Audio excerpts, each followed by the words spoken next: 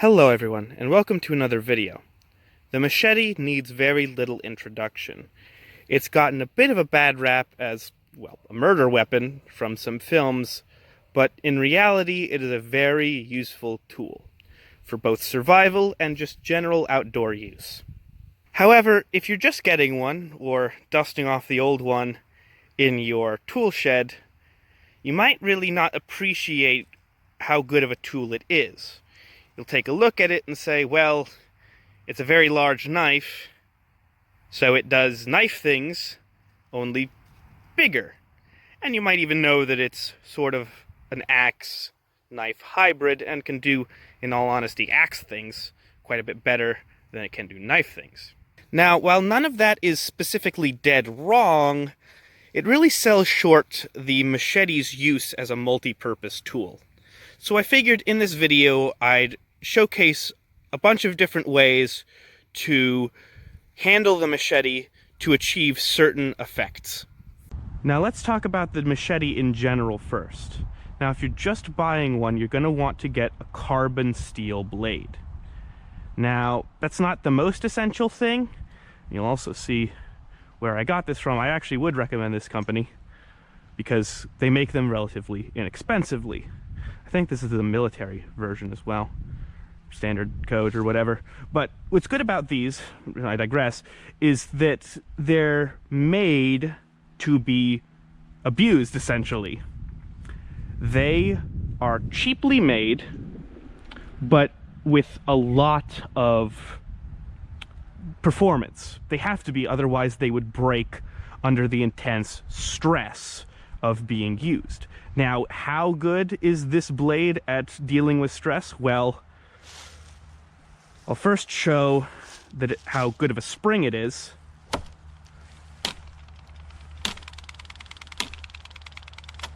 Bend it quite a bit, and it'll spring back to shape.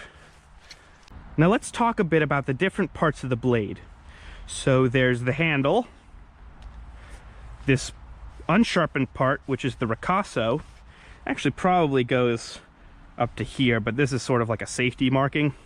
The ricasso really probably goes, yeah, about up to there. But if you don't cross that line, you won't get cut, so that's why that's there. There's the main blade section, this right here. There's this wedge section. This is part of the blade, but it's not sharpened the same way. There's the top, the tip, and the back spine. Now each part has a specific use. This is for grip, and technically so is this. This is also for heft. The blade portion is for mostly cutting live brush, young trees, or if you really need to cut through, say, like a dead tree. This is sharpened, not the same you would sharpen a kitchen knife. You can do that, but if you sharpen it the same angle as a kitchen knife, it'll cut great for like 4 uses, and then you'll get severe edge damage. You really want to sharpen this somewhere between an axe grind and a knife grind.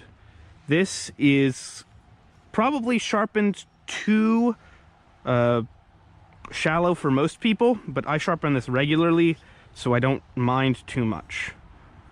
And the wedge portion up here is actually not sharp at all. There's no edge on this. I can smack that as hard as I want, and nothing's going to happen because there's actually no real edge. It goes down to a point, but at a very wide angle. The last time I actually tried to sharpen this to an edge, that happened. I got massive edge damage. It's really not what it's for. It's a wedge, and trust me, it cuts into things fine.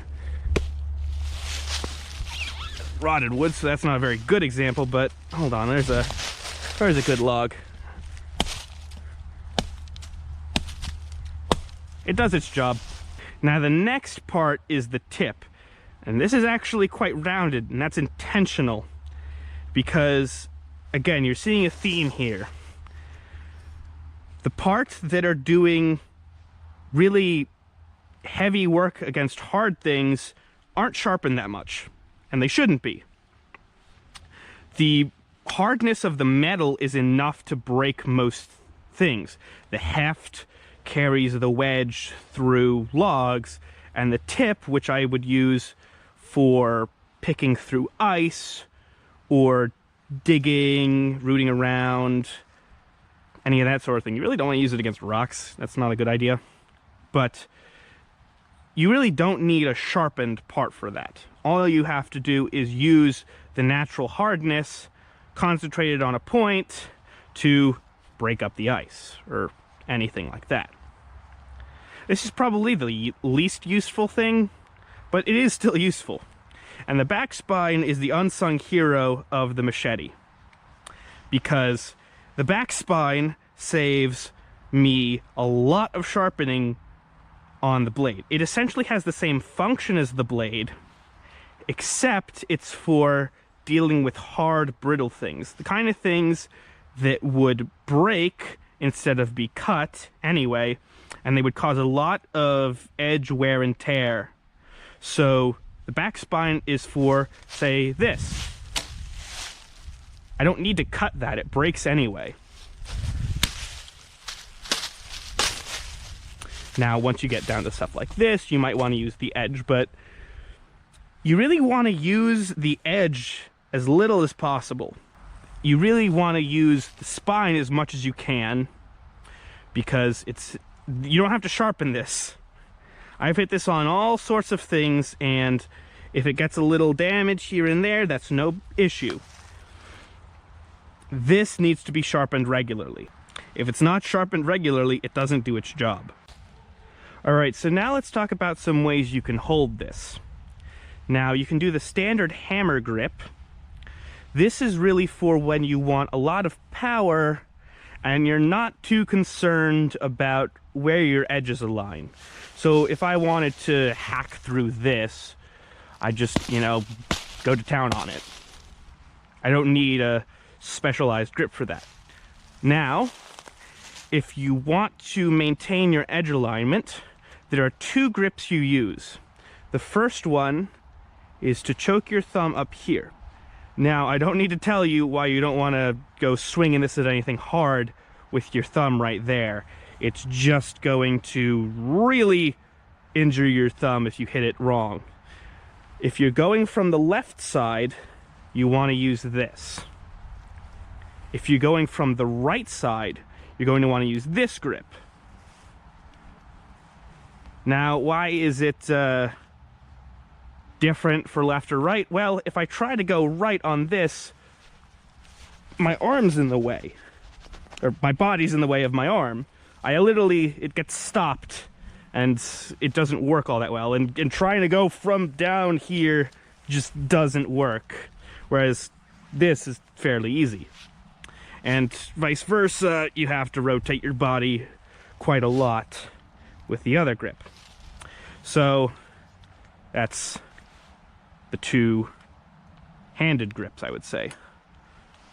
If you're going from the left, you use this one. You're going from the right, you use this one. Now, for switching to the back side of the blade, there are a couple ways you can switch. You can sort of just switch like that. That's what I recommend for beginners.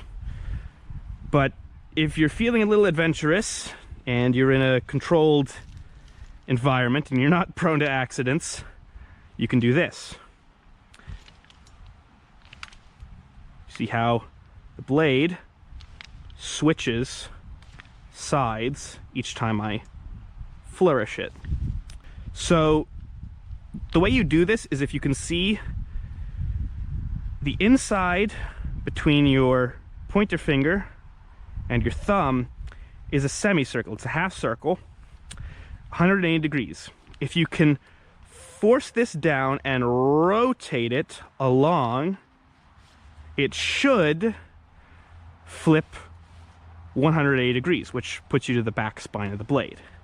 Now, this is going to take practice. It's probably not going to work every single time, but it's a flashy and quick way to switch sides. I do this all the time, really not trying to show off, but just it's how I do it. It's quick, it's easy, and as long as you know what you're doing, you won't injure yourself or anyone else present. There are also two-handed grips. Now, by that, I really don't mean this. You can do this if you are really trying to get through something, but it's probably quicker just to do this twice. There's really very little reason you would want to do this, because it's going to cause a lot of shock on this back left-hand pinky, and I like my bones, so I don't want to break them. What I mean by two-handed grips is gripping the blade. Now, you can actually grip the blade with both hands, or you can do the right on this side, or left if you're left-handed. But the reason you'd want to do this is to use it as a draw knife. Now, this is a rotted piece of wood. Hold on, let me find a better one.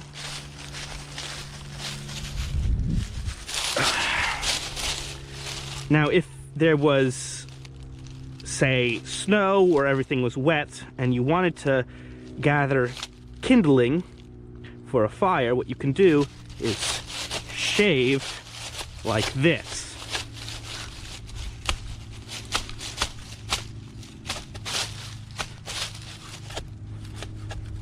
Now what this does is it exposes wood that would be dry and usually less rotted. And that's very good for making a fire. Also, if you were doing any construction, you could use this to square up a long piece. That would take a long time. I've tried it. I've been successful. It takes a long time and a lot of focus, especially when you get to stuff like this, but it is doable. And the other reason why you would want to do a double grip, two-handed grip, is to use it as a shovel. This is really for if you were shoveling snow. Obviously, for dirt, you just go in there with your hands. But snow, if you don't have gloves on, and even if you have gloves, it could get your hands wet, lower your core temperature, or maybe there's ice on the ground. It's too hard to just, you know, go through with your hands. You can use this. And notice how I'm gripping it. This doesn't work. This does. This is actually a very strong grip. But this can be used to pierce the ice and pull it up. Well, I hope you've all learned something and enjoyed. As always, if you have any extra questions, please let me know in the comments below. See ya.